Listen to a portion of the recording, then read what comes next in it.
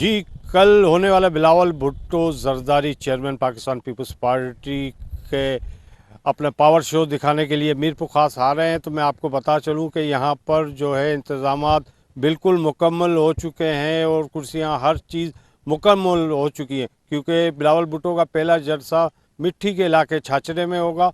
उसके बाद रात को यहाँ पर मीरपुर खास में शहीद बेनज़ीर भुट्टो स्पोर्ट्स कम्प्लेक्स में होगा। तो मैं आपको बता दूं, इंतज़ामात के हवाले से यहाँ जायज़े लेने मुख्तलिफ MNA MPs एक्स वो यहाँ पर आ रहे हैं और सिक्योरिटी के हवाले से भी सख्त सिक्योरिटी का इंतज़ामात किए गए हैं। दूसरी जानिब मैं आपको बता दूं कि खारदार तारें भी लगा दी गई हैं कि किसी को स्टेट की तरफ आने का मौका ना मिले। तो माशाल्लाह मीरपुर खास का मौसम भी बहुत अच्छा हो गया और बरसात की भी तवक्को बताई जाती है।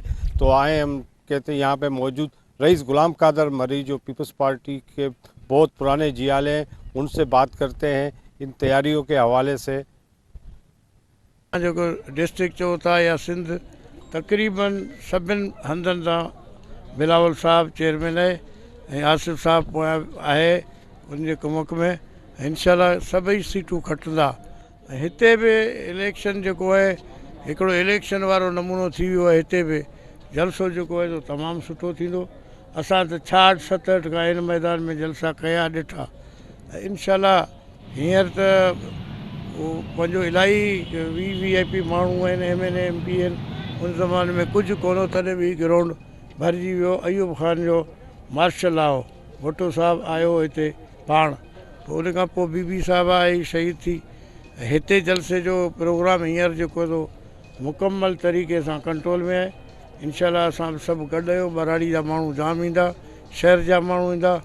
ख़ुदा कंदो थी ग्राउंड भरिजी वेंदो ऐं हिकिड़ो इलेक्शनी तवाज़ुन सां बि सुठो आहे जलसो बि। ऐं इतिहाद हमेशह थींदा रहंदा आहिनि। को विढ़ियो किथे को हिकिड़ो अधु सीट मिले त मिले, न इतिहाद खे कुझु कोन मिलंदो। बाक़ी हाणे असांजा पंहिंजा कम कारकर्दगी उहे असांखे अखियुनि अॻियां ईंदा। माण्हुनि खे असांजनि खे MNA MPA खे माण्हू पुछनि था। वज़ीर मरी आहे वीचारो, उहो पाण पंहिंजे तकलीफ़ खां वियो आहे। उनखे इंशाल्लाह कोशिशि कंदासूं।